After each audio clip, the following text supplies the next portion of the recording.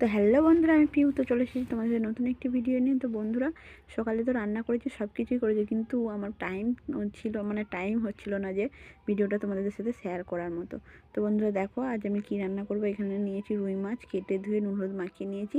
আর এখানে চিচিঙ্গা আলু কেটে রেখেছি, আর পোস্ত বেটে রেখেছি। তো করবো চিচিঙ্গা পোস্ত। তো প্রথমে আমি উনানটা ধরিয়ে নিয়ে কড়াইটা বসিয়ে দিয়ে দিয়েছি সর্ষের তেল।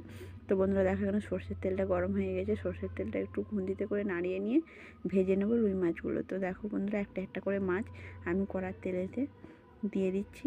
তো দেখো, প্রত্যেকটা মাছ আমি একটা একটা করে দিয়ে দিয়েছি।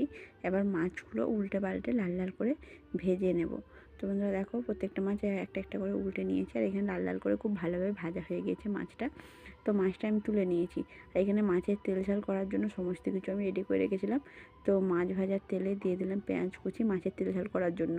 তো বন্ধুরা দেখো, এখানে পেঁয়াজটা খুব ভালোভাবে ভেজে নিয়েছি। তো এর উপর থেকে দিয়ে দেবো টমেটোগুলো। তো টমেটোর ওপর থেকে দিয়ে দিচ্ছি সামান্য পরিমাণে লবণ। তো লবণ দিয়ে ভালো করে আমি একটু টমেটোটা কষিয়ে নেব। তো টমেটোটা একটু ভালোভাবে কষানো হয়ে গলে গেছে। তো তার উপর থেকে দিয়ে দিচ্ছি আদা জিরে বাটাটা। আদা জিরে বাটাটা খুব ভালোভাবে ভেজে নিয়ে দিয়ে দিচ্ছি ওপর থেকে হলুদ গুঁড়ো আর লঙ্কার গুঁড়ো। হলুদ আর লঙ্কার গুঁড়ো দিয়ে ভালো করে মশলাটা কষিয়ে নিয়ে ওপর থেকে সামান্য পরিমাণে একটু জল দিয়ে আর একটু ভালোভাবে মশলাটা কষিয়ে নেব। তো বন্ধুরা দেখো, এখানে মশলাটা খুব ভালোভাবে আমি কষিয়ে নিয়েছি, তেলও ছেড়ে গেছে মশলা থেকে। এবার দিয়ে দেবো জল। তো সামান্য পরিমাণে জল দিয়েছি। তো এখানে দেখো, মশলাটা ফুটে গেলে দিয়ে দিচ্ছি মাছ ভাজাগুলো। তো বন্ধুরা দেখো, এখানে মশলার সাথে মাছগুলো ফুটতে দিয়ে দিয়েছি। তো খুব ভালোভাবে ফুটে গিয়েছে। এবার আমি মাছের তেল ঝালটা নামিয়ে নিয়েছি।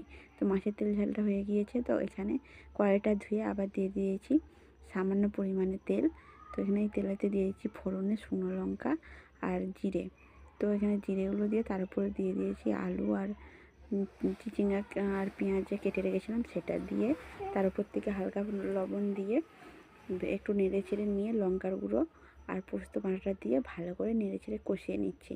এই যে বন্ধুরা দেখো, এখানে আমি খুব ভালোভাবে কষিয়ে নিচ্ছি। তো এখানে আমার খুব ভালোভাবে কষানো হয়ে গিয়েছে। এবার পরিমাণ মতো জল দিয়ে দেবো।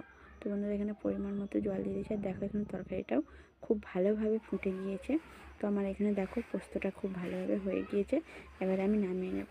তো বন্ধুরা, পোস্তটা নামিয়ে নিয়েছি। তো আজকের মতো রান্না কমপ্লিট। দেখাবেন নেক্সট ভিডিওতে।